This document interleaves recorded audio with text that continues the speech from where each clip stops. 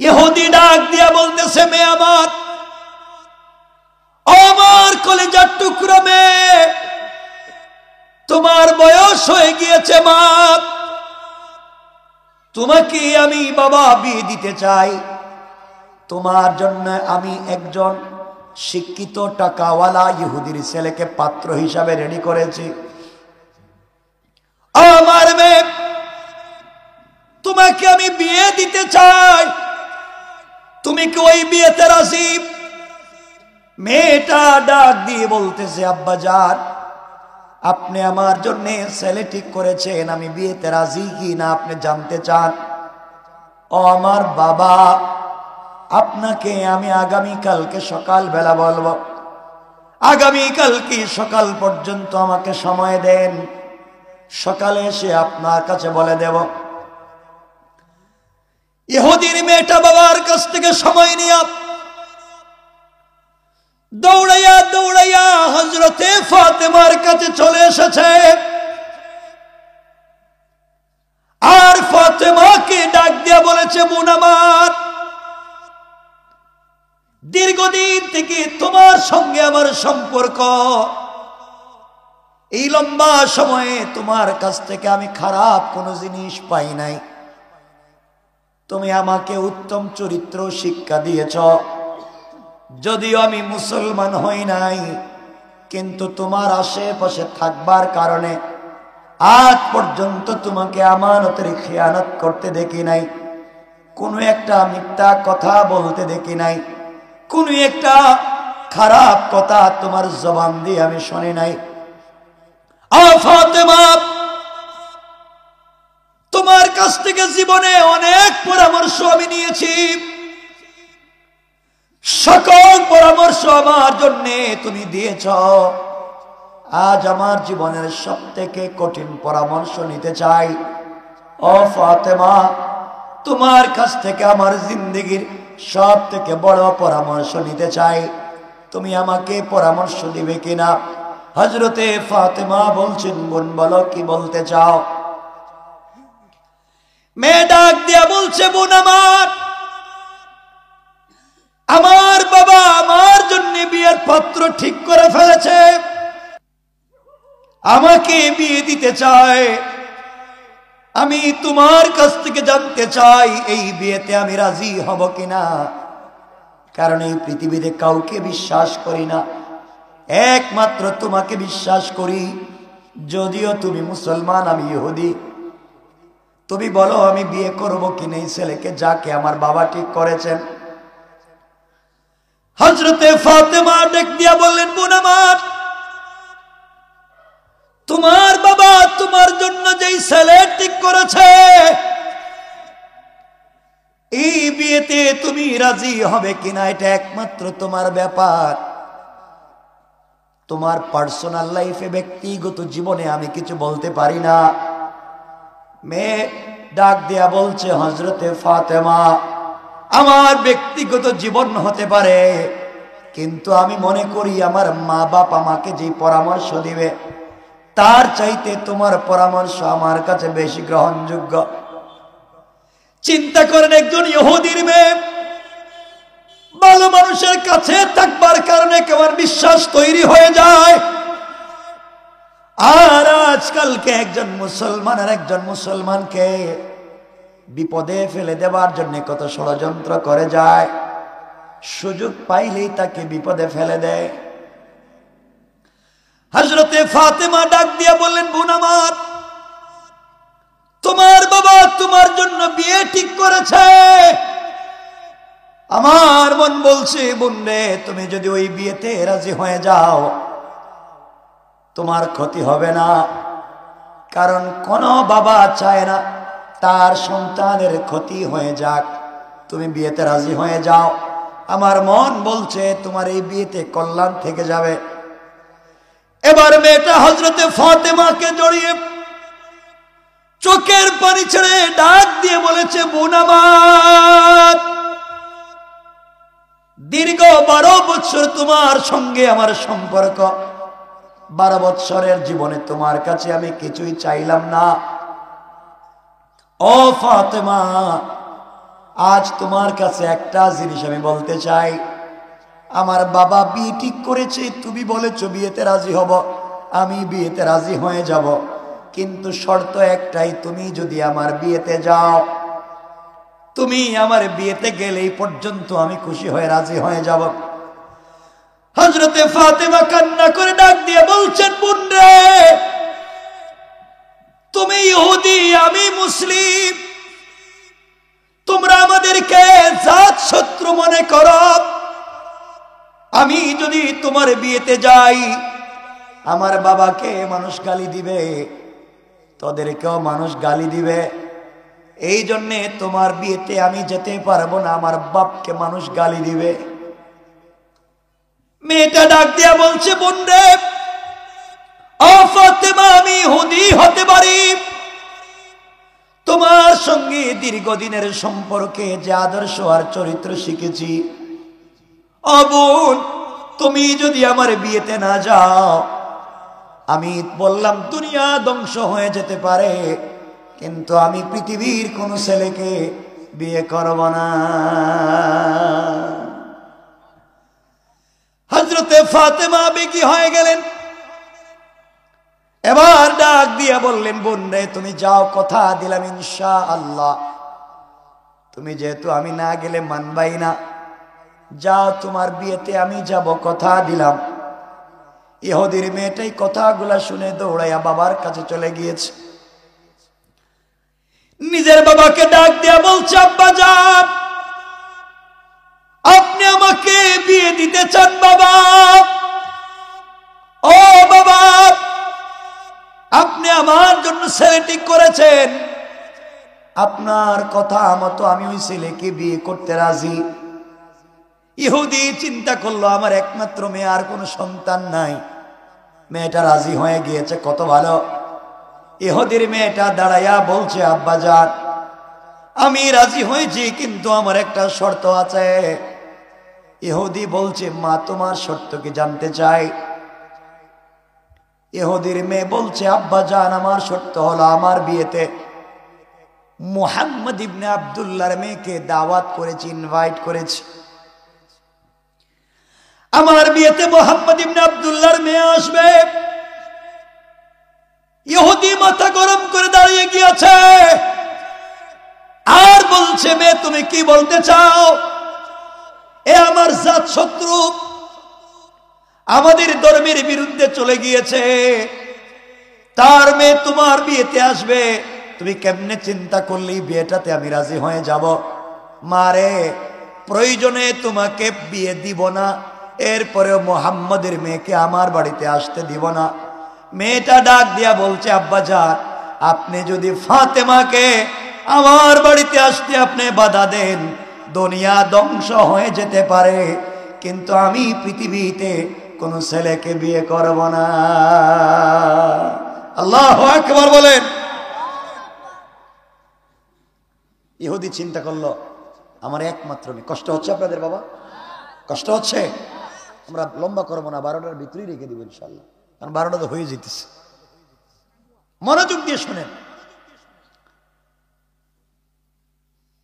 ইহুদি চিন্তা করলো, আমার একমাত্র মেয়ে, বিয়েই করবে না ফাতেমা ছাড়া। কথাগুলো মনোযোগ দিয়ে শুনেন, কোনোভাবে তোরে রাজি করাতে হবে। আবার বলছে, মা, তুমি একবার রাজি হয়ে যাও। ইহুদির মেয়ে বলছে, বাবা, আমি 12 বছর থেকে ফাতেমাকে চিনি, আমার জানা মতে আসমানের নিচে এমন ভদ্র সচ্চরিত্রবান কোন মেয়েই নাই। আল্লাহু আকবার বললেন না? আর এই মেয়েটাকে আমার বিয়েতে আসতে আপনি বাধা দিচ্ছেন, আমি বিয়ে করব না। ইহুদি দেখলো, তাইলে আমার লজ্জা, ইজ্জত সব চলে যায়। ইহুদি কৌশল করে বলছে, মা, আমি রাজি, আমার মেয়ে, তোমার বিয়েতে মুহাম্মদ ইবনে আব্দুল্লাহর মেয়ে আসবে, আমি রাজি, কিন্তু শর্ত হলো, মা, মুহাম্মদ গরিব মানুষ, তার মেয়েও গরিব, 3 বেলার খাবার পায় না, ঝুপড়ি ঘর, থাকবার জায়গা নাই, পরনে পরবার মতো সুন্দর একটা পোশাক নাই। ও আমার মেয়ে, তোমার বিয়েতে যারা আসবে সবাই টাকাওয়ালা, শিক্ষিত ছেলে মেয়েরা আসবে, সম্পদওয়ালা কোটি টাকার মালিক ছেলে মেয়েরা আসবে, এই সোসাইটির সঙ্গে ফাতেমাকে মিলবে না। সে যদি তোমার বিয়েতে আসতে হয় সবার মতো দামি একটা নতুন জামা পরে আসতে হবে। ইহুদির চিন্তা হলো যার ঘরে খাবার নাই, ঝুপড়ি ঘরে থাকে, পুরাতন কাপড় পরে, সে কেমনে নতুন জামা পাবে? নতুন জামাও পাবে না, আমার মেয়ের বিয়েতেও আসতে পারবে না। ডাক দিয়ে বলেছে, মেরে তোমার বিয়েতে মুহাম্মদ ইবনে আব্দুল্লাহর মেয়ে আসতে আমার বাধা নাই, কিন্তু আমার শর্ত হলো মা, মুহাম্মদ ইবনে আব্দুল্লাহর মেয়ে অবশ্যই একটা সুন্দর নতুন জামা পরে আসতে হবে, পুরাতন ছেঁড়া কাপড় পরে আমাদের সোসাইটিতে আসতে পারবে না। মেয়েটা দৌড়াইয়া আল্লামা জুলফিকার নকশবন্দি খুতুবাতে জুলফিকার লিখে, ইহুদির মেয়েটা দৌড়াইয়া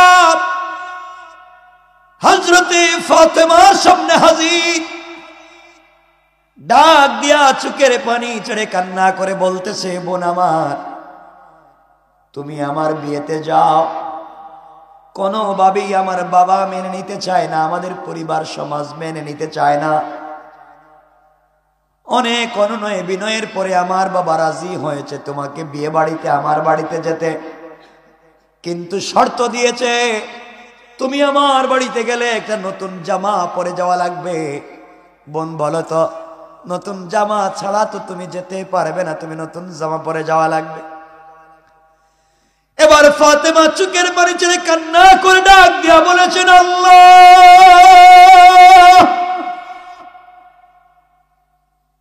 যার ঘরে 3 বেলার 1 বেলার খাবার থাকে না, যার বাবা পেটে পাথর বেঁধে শুয়ে থাকে, আল্লাহ মাসের পর মাস চলে যায়, যার ঘরের চুলায় কোনো আগুন জ্বলে না, কত রাত কাটাইয়া দিয়েছি শুকনা খেজুর খেয়ে, কত ইফতার আর সেহরি করলাম শুধু পানি পান করে। আয় আল্লাহ, জীবনে কোনোদিন নতুন জামাও দেখি নাই, আমার জীবনে আপনার প্রতি আমার কোনো অনুরাগ বিরাগ নাই। ও বোন, আমি যেতে পারবো না, আমার নতুন জামা নাই। মেয়ে ডাক দিয়া বলছি, তুমি না গেলে আমি তো বিয়ে করব না। ফাতেমা বললেন, আমি কোথায় পাবো নতুন জামা? পাওয়ার কোনো ব্যবস্থা নাই, আমি আমার গরিব বাবার কাছে কথা বলতে পারবো না। এমন সময় ইহুদির মেয়ে ডাক দিয়া বলছে, ও ফাতেমা, আমি তো তোমাকে অনেক দিন দেখেছি, তুমি আমাকে বলেছ তুমি একজনকে পছন্দ করো, ভালোবাসো, তিনি হচ্ছেন তোমার সৃষ্টিকর্তা আল্লাহ। তুমি আমাকে অনেকবার বলেছ তোমার আল্লাহ সব তৈরি করেছেন, তোমার আল্লাহ তোমার বাবাকে নবী রাসূল বানাইছেন, তোমার বাবাকে তোমার আল্লাহ উহুদ পাহাড় পরিমাণ স্বর্ণ দিতে চাইছিল, নেয় নাই। তুমি না বলছো যা চাইবে তাই তোমরা পাইবে? ও ফাতেমা, আমার মন বলছে এত এত ভালোবাসো তুমি যাকে, তুমি না আমাকে বলেছ। রাত্র যখন গভীর হয়ে যায়, সাজদার মধ্যে পড়ে গিয়া তুমি তোমার যে আল্লাহর কাছে চোখের পানি ছেড়ে কান্না করো, তোমার আল্লাহ নাকি তোমার সব কথা শুনে তোমার কথার জবাব দেয়। তাহলে আমার মন বলছে যে আল্লাহ এত কিছু দিতে পারে, তোমাকে কি একটা দামি পোশাক দিতে পারবে না? আমার মন বলছে তুমি তোমার আল্লাহর কাছে যদি বলো, তোমার আল্লাহ নিশ্চয় কোনো ব্যবস্থা করে তোমার জন্য একটা নতুন পোশাক পাঠাইয়া দিবেন। পড়েন সুবহানাল্লাহ। মেয়েটা বলছেন, ফাতেমা, তুমি না আমাদেরকে বসাইয়া রাখে নামাজে চলে যাও, তুমি না বলেছ সারাদিন না খেয়ে কাটাইয়া দাও, রাত্র হয়ে গেলে সে আল্লাহর কদমে সেজদা দিলে সব তুমি ভুলে যাও। আমার মন বলছে তুমি যাকে তো ভালোবাসো, যে আল্লাহ তোমাকে ভালোবাসে কথার জবাব দেয়, তার কাছে যদি তুমি একটা কাপড়ের আবদার করো, আমার মন বলছে তোমার আল্লাহ তোমাকে ফিরাইয়া দিবে না। আল্লাহু আকবার, জোরে বলেন না, জোরে বলেন না, আল্লাহু আকবার। আল্লাহর কথা শুনে হযরতে ফাতেমা বেগী হয়ে গেলেন, আর নিজেকে সামলিয়ে রাখতে পারলেন না, দাঁড়াইয়া গেলেন, চোখের পানি ছেড়ে বোন মুচকি হেসে দিয়া বললেন, বোন ইনশাআল্লাহ আমি কথা দিলাম তোমার বিয়েতে যাব এবং এই দুনিয়ার সব থেকে দামি একটা পোশাক পরে যাব। সুবহানাল্লাহ নাই? মেয়েটা দৌড়াইয়া বাবার কাছে পৌঁছে গিয়েছে। তার বাবার কাছে গিয়ে বলছে, আব্বাজান আমার বিয়েতে মুহাম্মদ ইবনে আব্দুল্লাহর মেয়ে আসবে এবং আমাকে বলে দিয়েছে পৃথিবীর সব থেকে দামি কাপড় পরে আসবে। বাবা বিয়ে ঠিক আছে, ফাতেমা আসবে। ইহুদি মুস্কি হাসি দিয়ে বলছে, কি কথা বলে? যার ঘরে খাবার নাই, থাকবার জায়গা নাই, পরনে ভালো পোশাক নাই, সে কেমনে নতুন জামা কাপড় পরে আসবে?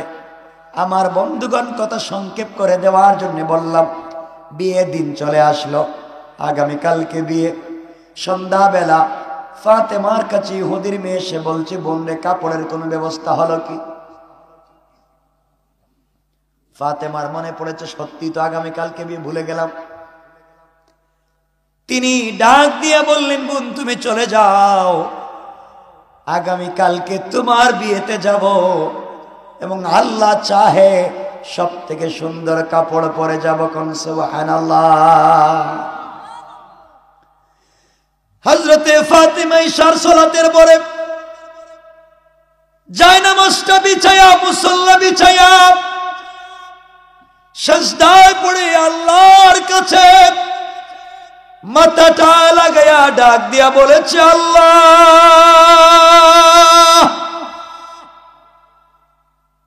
দুনিয়ার জমিনে অনেক দিন থেকে তোমাকে ডাকি, তুমি যা বলেছো তোমার সবগুলা কথা শুনি। তুমি বলেছো নামাজ পড়ো, নামাজ পড়ি। তোমাকে না দেখে সারা রাত কান্না করি, তোমাকে সন্তুষ্ট করবার জন্য সারাদিন রোজা রাখি। আয় আল্লাহ এত কষ্ট করি একমাত্র তোমার জন্যে, সারাদিন অপেক্ষা করি কখন জানি রাত্রি হয়ে যায় আর তোমার কদমে সেজদা দিব, তোমার সঙ্গে কথা বলবো, এই জন্যে সারাদিন অপেক্ষা করি। আয় আল্লাহ দীর্ঘ এত দিনের সম্পর্কে তোমার কাছে আমি কিছু চাইলাম না। আয় আল্লাহ তাআলা এতদিনের সম্পর্কে আমি তোমার কাছে কিছু চাই নাই, আমার থাকবার মতো ভালো একটা ঘর নাই, আমার সুন্দর জামা নাই, ভালো কোনো খাবার নাই, কিন্তু তোমার উপরে আমার কোনো অভিযোগ নাই। আয় আল্লাহ যে অবস্থায় রেখেছো আমি শুকরিয়া আদায় করি, আলহামদুলিল্লাহ। ইন্তেকালের পরে একটা মিনিটের জন্যে আমি ফাতেমা আপনাকে যেন না হারাইয়া যায়। ওগো আল্লাহ তাআলা এই জীবনে তোমার কাছে আমি কিছু চাইলাম না, এই জীবনে আর কোনোদিন তোমার কাছে কিছু চাইব না। আজ আমি তোমার কাছে ছোট্ট একটা জিনিসের আবদার করব আল্লাহ তাআলা। এই জিনিসটা আমার সৌন্দর্য বাড়াবার জন্যে না, আমার চাহিদা পুরাবার জন্যে না, আমাকে আকর্ষণীয় করবার জন্যে না, আমার আত্মম্বরিতা অহমিকা বাড়াবার জন্যে না। আয় আল্লাহ এমন একটা জিনিসের আবদার করব, আমার বাবা দ্বীনের দাওয়াত নিয়ে বাহিরে যায়, মানুষের দ্বারে দ্বারে দ্বীনের দাওয়াত দেয়, আমি মেয়ে হওয়ার কারণে যেতে পারি না। আমার মন চায় বাবার সঙ্গে কালিমার দাওয়াত দেই, কিন্তু মেয়ে হওয়ার কারণে আমি যেতে পারি না। আয় আল্লাহ তাআলা আজকে তুমি আমাকে এমন একটা জিনিস দান করবা, ওই জিনিসটাও যেন দ্বীনের দাওয়াত হয়ে যায়। দ্বীনের দাওয়াতের জন্য একটা জিনিস দাও। আমিও তো তাবলীগ করতে চাই আল্লাহ। আয় আল্লাহ তাআলা, তুমি আজকে দুনিয়ায় অনেককে তো অনেক কিছু দিয়েছো। হযরতে ইউসুফের জন্য গর্তের ভিতরে পোশাকের ব্যবস্থা করে দিয়েছো। হযরত ইব্রাহিমের জন্য আগুনের ভিতরে পোশাকের ব্যবস্থা করে দিয়েছো। মারিয়ামকে স্বামী ছাড়া বাচ্চা দিয়েছো। আল্লাহ তাআলা, আমি তোমার কাছে আজকে একটা কাপড়ের আবদার করলাম। তুমি মাত্র আমাকে একটা কাপড়ের ব্যবস্থা করে দাও। ওই কাপড় পরে আমি ইহুদির মেয়ের বিয়ে বাড়িতে যাব। আমার সৌন্দর্য বাড়াবার জন্য না, আমার চাহিদা পুরাবার জন্য না, ওই কাপড় পরে ইহুদির মেয়ে বিয়ে বাড়িতে আমি যেতে চাই। আর ওই বিয়ে বাড়িতে এলাকার যত মহিলা জমা হবে, সকল মহিলারা যেন আমার কাপড়ের দিকে তাকাইয়া কালিমা পড়ে মুসলমান হয়ে যায়। সুবহানাল্লাহ, জোরে পড়েন। আয় আল্লাহ তাআলা, তোমার কাছে আমি একটা কাপড়ের আবদার করলাম মাত্র। এই কথাগুলা বলে কান্না করে করে দোয়া শেষ করে দিয়েছেন। আমার বন্ধুগণ, কথা হলো ফাতেমা পাবেন কিনা। পরের আয়াতে আল্লাহ রাব্বুল ইজ্জত ওয়াল জালাল বলছেন, ওয়াল্লাযীনা ইয়াবিতুনা লিরাব্বিহিম সুজদান ওয়া কিয়ামা। যারা সিজদায় গিয়া, যারা দাঁড়িয়ে রুকুতে গিয়া, সিজদায় গিয়া আমি আল্লাহর কাছে কিছু বলে, তাদের বলা শেষ হওয়ার আগে আগে আমি আল্লাহ তাদের দোয়াকে কবুল করে নে। সুবহানাল্লাহ, জোরে বলে। আমার মুসলমান বন্ধুগণ, হযরত ফাতেমা সালাম দোয়া শেষ করে দিয়েছে। কিছুক্ষণ পরে আল্লাহর মনসা হলো, আল্লাহর জাত ও সিফাতের শপথ। হযরতে ফাতেমা ঘরের কর্নারের দিকে তাকাইয়া দেখে ঘরের দরজা লাগানো, কে যেন ঘরের কর্নারের ভিতরে দুইটা কাপড়ের প্যাকেট রেখে গিয়ে চলে গিয়েছে। হযরতে ফাতেমা কাপড়ের প্যাকেট হাতে নিলেন আর দৌড়তে দৌড়তে বাবার কাছে চলে গেলেন। কলিজার টুকরা বাবা, আল্লাহর কাছে কান্না করে করে কাপড়ের আবদার করছি। বাবা, ঘরের দরজা লাগানো ছিল, কোত্থেকে কাপড় এসেছে জানি না। কলিজার টুকরা নবীজি প্যাকেটটা হাতে নিলেন, খুললেন, খুলে দেখেন একটা প্যাকেটে একটা সালোয়ার, একটা কামিজ, আর একটা প্যাকেটে একটা ওড়না। আল্লাহ বুঝাতে চাইলেন জান্নাতি মহিলাদের পোশাক হবে তিনটা, সালোয়ার, কামিজ আর ওড়না। তিন পোশাক হবে জান্নাতি মহিলাদের পোশাক। কোরআনে আল্লাহ বলেছেন জান্নাতি মহিলাদের পোশাকের দাম কত হবে বলবার সময় নাই, কিন্তু আল্লাহ তাআলা জান্নাতি মহিলাদেরকে যে ওড়না দিবেন, এই ওড়না যে ডিজাইন করা থাকবে স্টোন দিয়া, পাথর দিয়া, এক একটা পাথরের টুকরা আসমান জমিন লৌহ কলম আরশ কুরসি জান্নাত জাহান্নাম সব বিক্রি করে দিল। জান্নাতি মহিলাদের ওড়নার মধ্যে যে পাথরের টুকরা আছে, এক একটা পাথরের টুকরার দাম হবে না।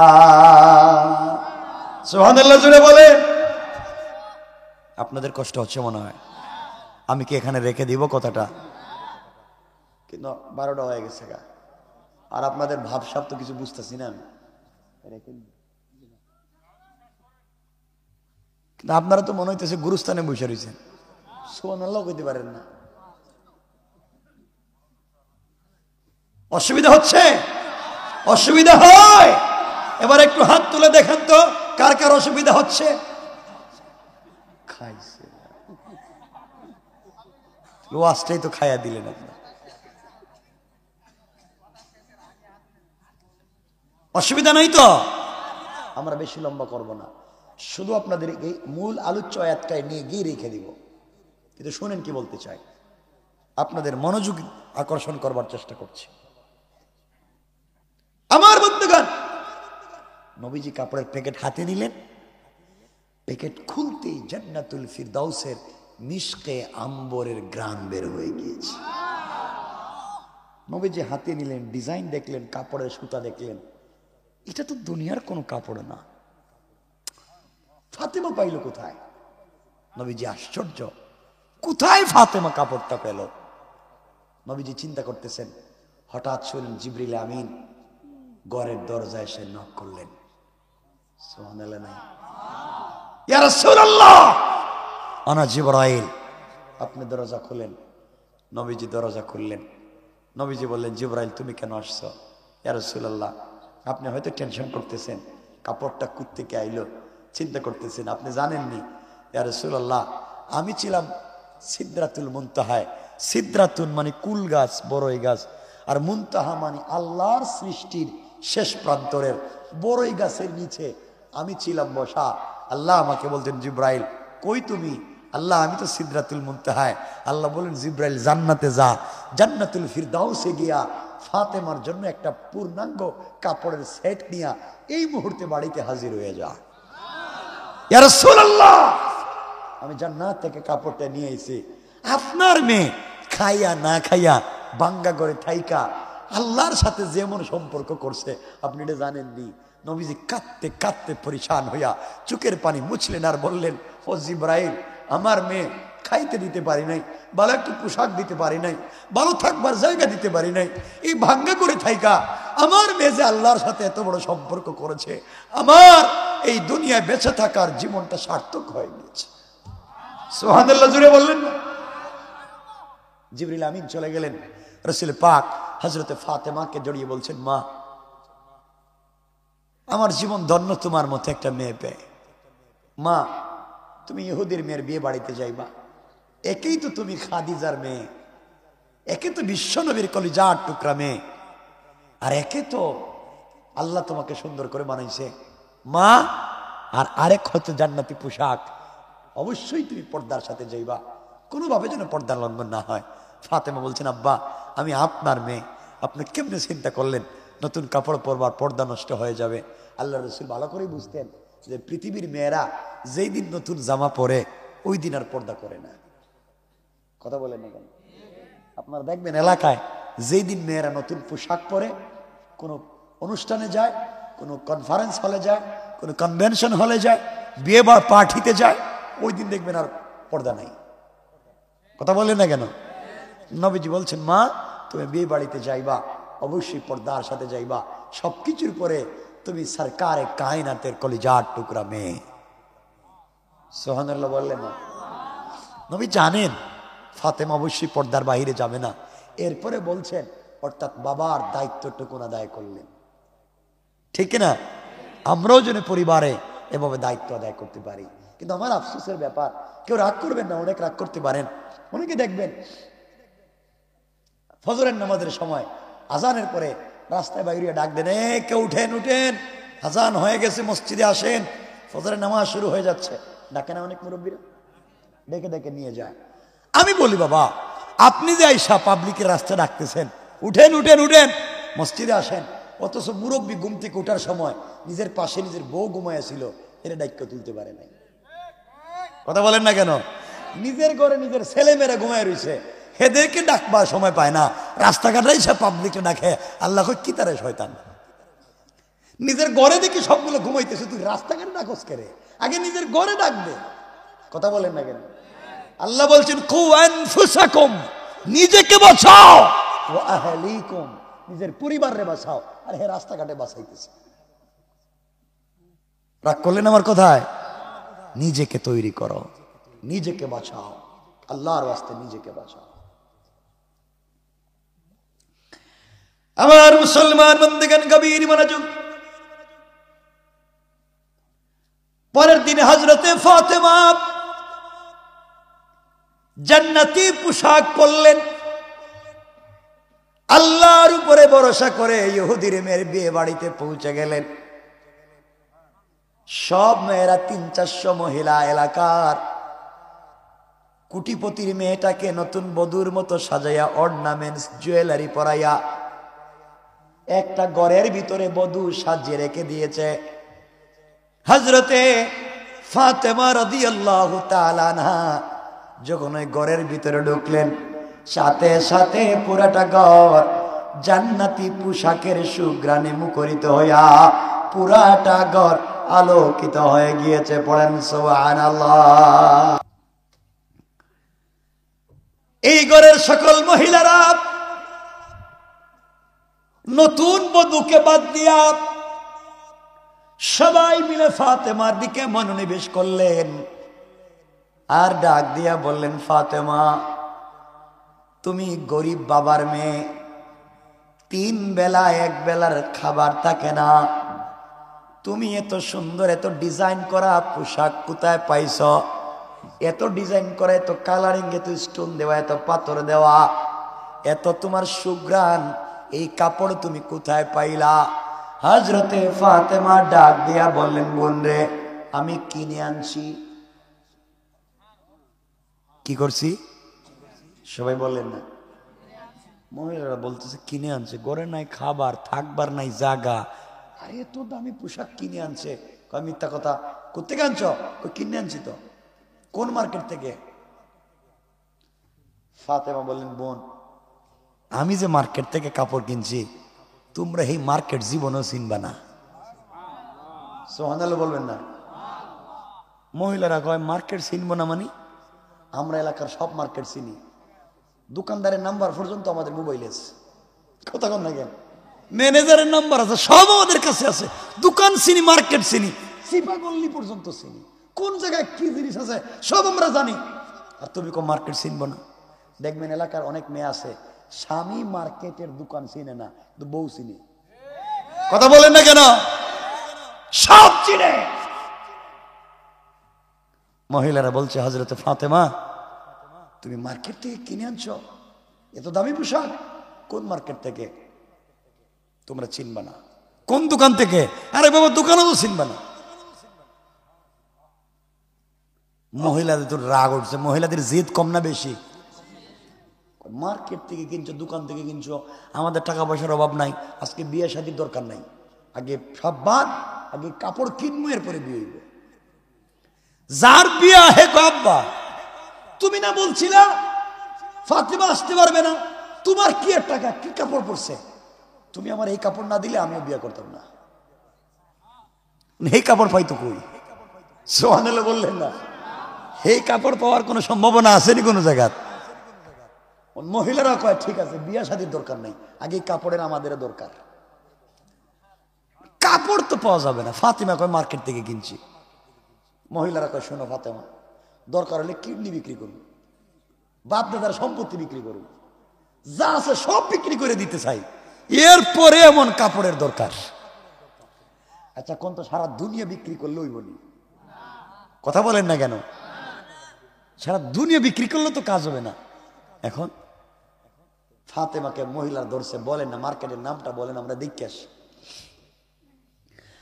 এবার হযরতে ফাতেমা বললেন, বন্যে শোনাব, আমি যেই দোকান থেকে কাপড় কিনেছি, আমি যেই মার্কেট থেকে কাপড় কিনেছি, ওই মার্কেটের নাম জান্নাত।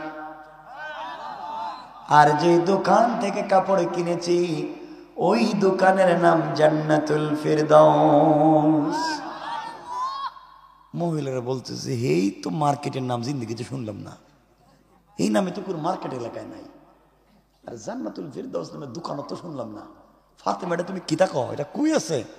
তোমরা চিনবা কই? তোমাদের টাকা পয়সার কয়টুকুন আছে? কয়টুকুন টাকা পয়সা আছে মার্কেটে যাওয়ার তৌফিক আছে না? তোমরা এই কাপড় কিনবা? মহিলাদের তো জিদ বাড়ছে, কয় কিটা এই কাপড়, এই মার্কেট। ফাতেমা, এই মার্কেট কোন দিকে যায়? ফাতেমা বললেন, এই মার্কেটে যাওয়ার যে রাস্তা, এই রাস্তাও তোমরা চিনবা না। জোরে বলেন না সুবহানাল্লাহ। মহিলারা বলছে, ফাতেমা একটু বলো না কোন রাস্তা। এবার ফাতেমা বললেন, শোনো, যেই দোকান থেকে কাপড় ক্রয় করেছি, এই দোকানের নাম জান্নাতুল ফিরদাউস, মার্কেটের নাম জান্নাত। আর যে রাস্তা দিয়া এই মার্কেটে গিয়েছি, এই রাস্তার নাম ইহদিনাস সিরাতাল মুস্তাকিম। আল্লাহু আকবার। মহিলারা সিরাতে মুস্তাকিম নামক রাস্তা দিয়ে চললে সামনে গেলে তোমরা জান্নাত নামক একটা মার্কেট পাইবা। ওই মার্কেটে গেলে পরে জান্নাতুল ফিরদাউস নামক একটা দোকান পাইবা। ওই দোকানে গেলে পরে আমার চাইতে আরো দামি দামি কাপড় পাইবা। পড়েন সুবহানাল্লাহ, আল্লাহু আকবার বলেন। মহিলারা চিন্তা পড়ে গেছে, এটা আবার কোন কথা কয়? সিরাতে মুস্তাকিম, জান্নাতুল ফিরদাউস, জান্নাত, এটা নামই তো শুনি নাই। ফাতেমা এটা কই আছে? এবার ফাতেমা বললেন, বোনেরা শোনো, তোমরা কি জানতে চাও মার্কেট কোথায়, দোকান কোথায়, রাস্তা কোথায়, কি জানতে চাও? মহিলারা বলছে জানতে চাই। ফাতেমা বললেন, এই দোকানের জন্য, এই মার্কেটের জন্য আমার বাবা কষ্ট করে। আমার বাবা সারাদিন তুই রাস্তার দাওয়াত দেয়, তোমরা আমার বাপকে গালি দাও, তোমাদের বাপ দাদা গালি দেয়। আমার বাপকে পিটা, বাড়ি থেকে গ্রাম থেকে বের করে দাও। আমার বাবা তো কোনো অপরাধ করেন নাই। আমার বাবা তো শুধুমাত্র কেবলমাত্র রাস্তার কথা বলে, এই রাস্তায় চলবার কথা বলে, এই দোকানে যাওয়ার কথা বলে, এই মার্কেটে যাওয়ার কথা বলে। তোমরা তো এগুলা শোনো না। মহিলারা বলছে, ও ফাতেমা, এই রাস্তা দিয়ে চলতে গেলে কি লাগবে? ফাতেমা বললেন, বোন রে, চাইলেই রাস্তা দিয়ে চলা যায় না। এই রাস্তা দিয়ে চলতে গেলে একটা আইডি কার্ড লাগবে, একটা পরিচয় পত্র লাগবে। এই পরিচয় পত্র ছাড়া রাস্তা পাওয়া যাবে না। শুধু পরিচয় পত্র থাকলে হবে না, এই পরিচয় পত্রে একটা গোপন পিন নাম্বার আছে। এই গোপন নাম্বার মনে রাখতে হবে। গোপন নাম্বার যদি মনে না রাখো, জীবনে তোমরা রাস্তা পাইবা না। আপনার কাছে ব্যাংকের এটিএম কার্ড আছে, কিন্তু পিন নাম্বার জানা নাই, আপনি কি অ্যাকাউন্ট থেকে টাকা তুলতে পারবেন? ফাতেমা বললেন, মহিলারা, সিরাতে মুস্তাকিম নামক রাস্তা দিয়ে যদি চলতে হয়,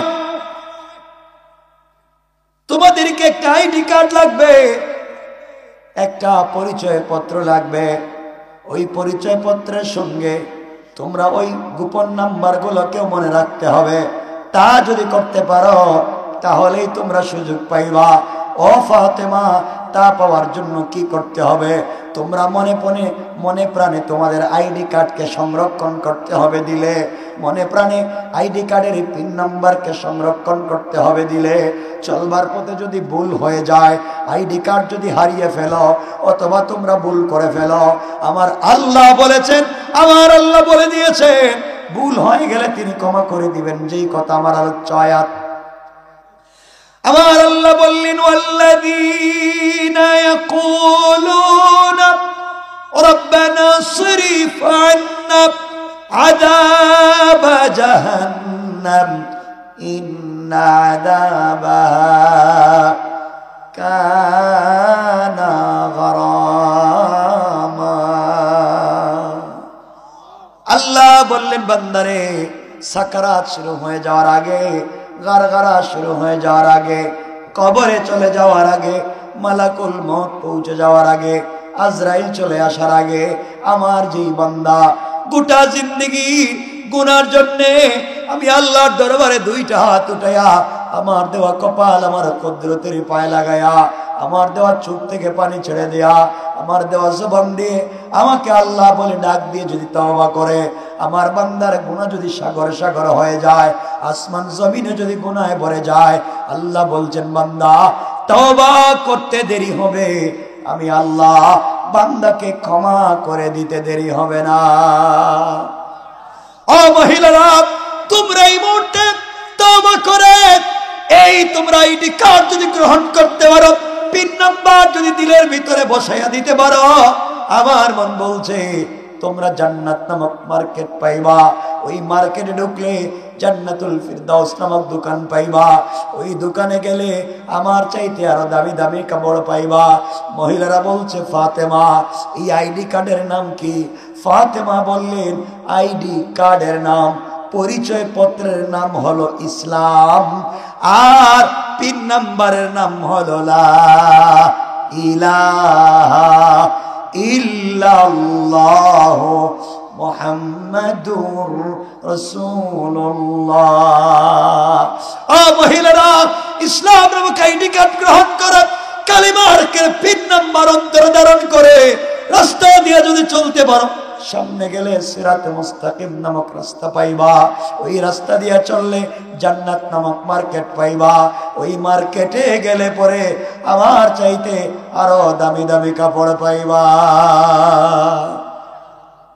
মহিলার রাগ দিয়া বলেছে, ও ফাতেমার কোনো কথা শুনতে চাই না, আর দেরি করা যাবে না, আমাদের কালিমার দরকার, এই রাস্তায় চলবার দরকার। এই রাস্তায় চললে, এই কালিমা পড়লে মালিক যদি একজন মানুষকে তো দামি করতে পারে, এত সুন্দর পোশাক দিতে পারে, এত সুন্দর উত্তম ব্যবহার দিতে পারে, আমরা কেন করব না?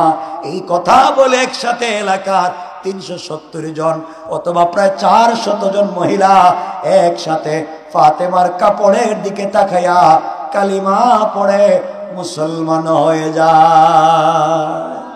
সুবহানাল্লাহ, জুড়ে বলে। আমার বন্ধুগণ, মাত্র জায়গা মতো আইলাম, ওয়াজ হয়ে গেছে 1.5-2 ঘন্টা। আর লম্বা করতে চাই না, আপনাদের কষ্ট হইতেছে আমি দেখতেছি, কারণ 12টার পরে তো ওয়াজ চলার কোনো সিস্টেমই নেই। কথা আর লম্বা করতে চাই না। আমার বন্ধুগণ, যে কথা বলতে চাইলাম, খুব মনোযোগ দেন, 1-2 মিনিট রেখে দিচ্ছি। হযরতে ফাতেমা আল্লাহর কাছ থেকে আদায় করতে পারছেন সেজদার মাধ্যমে। দ্বীনের দাওয়াত দিয়ে এতগুলো মানুষকে কালিমা পড়ায় দিতে পারছেন একমাত্র আদর্শের মাধ্যমে। সুতরাং চলবার পথে মানুষকে যদি ব্যক্তিত্ববান, মানুষকে যদি পরিবর্তন করতে হয়, একমাত্র করতে হবে আমাদের আদর্শ আর চরিত্র দিয়া। ঠিক কিনা বলেন? আল্লাহ রাসূল ইসলাম প্রচার করেছেন সন্ত্রাসবাদ, জঙ্গিবাদ, উগ্রবাদ, চরমপন্থা, মারামারি আর কাটাকাটির মাধ্যমে নয়, দ্বীন প্রচার করেছেন উত্তম চরিত্রের মাধ্যমে। ঠিক কিনা জোরে বলেন?